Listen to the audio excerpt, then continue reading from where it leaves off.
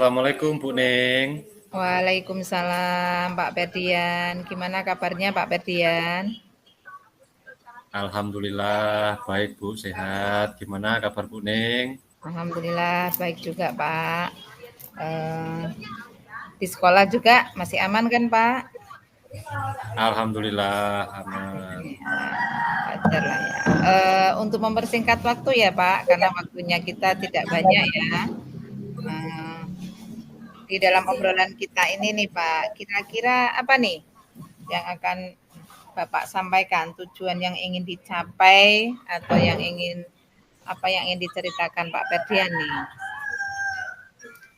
Ya baik Bu, jadi ini ada sedikit permasalahan sebenarnya Bu. Masalah ini sebenarnya sudah dari awal pertama saya masuk di kelas 4 atau mengajar di kelas 4. Nah, setelah saya melakukan diagnostik, nah itu ternyata ada beberapa anak yang belum lancar membaca, Bu. Dan ada juga beberapa anak yang tulisannya itu masih belum betul, Bu. Jadi penempatan huruf besar, huruf kapital itu masih sembarangan, jadi tidak sesuai aturan yang berlaku. Ya harapannya nanti setelah kita ngobrol-ngobrol ini saya mendapatkan solusi dari masalah apa yang saya hadapi.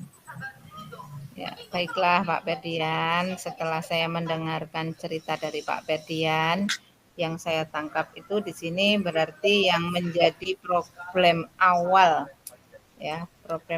dari Pak Ferdian itu adalah anak yang masih kurang membaca dengan baik dan menulisnya juga masih kurang ya Pak, masih kurang lengkap sesuai dengan ejaannya ya Pak. Begitu ya Pak Ferdian ya. Ya betul Bu. Ya. Kemudian dengan permasalahan yang dihadapi itu, kondisi ideal di kelas Pak Ferdian ini yang diharapkan itu seperti apa Pak? Untuk kondisi ideal di kelas 4 ini yang saya harapkan ya 90% ya harus bisa membaca dengan lancar, kemudian menulisnya itu juga harus dengan benar Bu, karena apa, kelas 4 itu kan sudah masuk ke kelas tinggi, pelajarannya juga sudah mulai sulit. Kalau keterampilan membaca dan menulisnya itu masih rendah ya otomatis nanti akan menyulitkan bagi siswa tersebut. Seperti itu Bu. Ya, betul Pak, karena masa peralihan dan kelas baru yang mulanya dari kelas 3 masih bermain ya Pak, kemudian masuk ke kelas besar, harusnya sudah bisa membaca dan menulisnya dengan benar. Nah, kalau menurut Pak Ferdian nih, kondisi ideal itu kan 1 sampai 10 Pak. Kira-kira nih posisi saat ini Pak Ferdian itu di nomor berapa Pak? Untuk posisi skala sekarang ini saya rasa masih di angka 5 atau 6 Bu. Karena apa ya tadi yang saya ceritakan ada beberapa yang bacanya itu belum lancar, bahkan ada yang masih mengeja Bu. Kalau kondisi idealnya di kelas 4 ini ya harapannya saya pengen di skala 9 lah Bu, tidak usah 10, 9 saja sudah cukup menurut saya. Iya, ya, betul Pak. Jadi paling enggak 9 lah ya Pak ya, dari 5 atau 6 tadi kalau bisa 9 ya. Nah, kira-kira kalau sampai ke skala 9 tadi nih, perlu berapa lama ya kira-kira? Atau upaya apa saja yang perlu digali untuk Pak Ferdian? Ya terima kasih Bu. Untuk upaya ada beberapa hal yang saat ini masih saya rencanakan Bu. Yang pertama itu saya merencanakan untuk memberikan jam tambahan kepada anak-anak yang mengalami kesulitan membaca tersebut. Jadi rencana saya nanti ketika anak-anak tersebut pulang sekolah, saya akan menyempatkan waktu Bu, di rumah saya, karena kebetulan saya bertugas di SD yang dekat rumah saya, dan rata-rata anak yang sekolah di SD tersebut adalah ya hanya di lingkungan sekolah tersebut, jadi dekat dengan rumah saya. Nanti rencana saya akan memberikan jam tambahan, bisa di sore hari atau siang hari, ya tergantung nanti anak-anak itu di luar jam mengaji mereka. Nanti rencananya saya akan membuat jadwal bisa 3 atau 4 kali dalam seminggu, Bu. Nah, itu rencana saya. Kemudian apabila kegiatan ini berjalan dengan lancar, nanti saya meminta bantuan juga kepada orang tua. Jadi tugas mendidik anak itu kan tidak hanya oleh guru. Jadi nanti saya juga minta bantuan kepada orang tua yang anaknya mengalami kesulitan membaca tersebut agar tetap membantu membimbing anak tersebut untuk belajar di rumah. Seperti itu, Bu, rencana saya. Ya, betul Pak. Jadi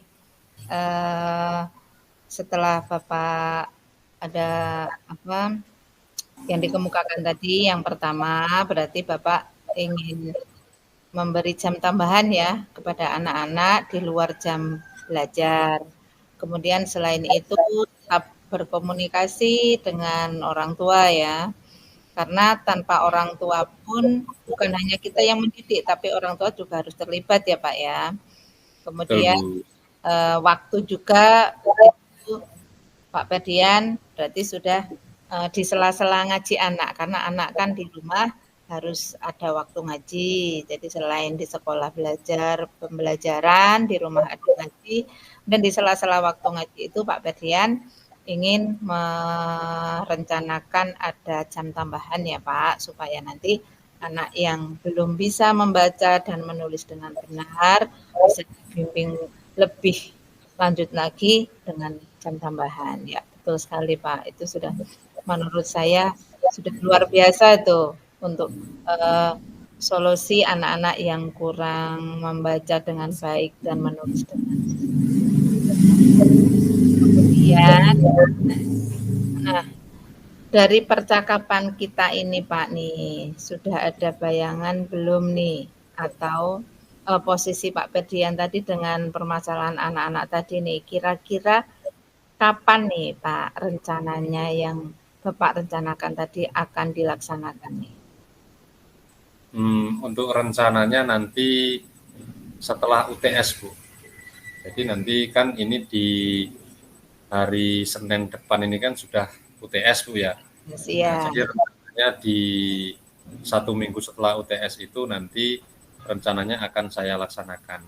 Jadi sekitar tanggal 10 atau 11 itu, Bu. Insya Allah nanti kalau tidak ada halangan akan saya laksanakan secepatnya. Seperti itu, Bu. Oh iya. Iya Pak, karena kalau untuk di waktu UTS anak-anak tentu saja fokus belajar untuk persiapan UTS ya Pak. Jadi Ya, betul, betul, Bu. ya. Jadi nanti setelah UTS Pak Ferdian sudah mau melaksanakan rencananya ya. Insya Allah mudah-mudahan bisa berjalan ya Pak ya dengan komitmen Bapak.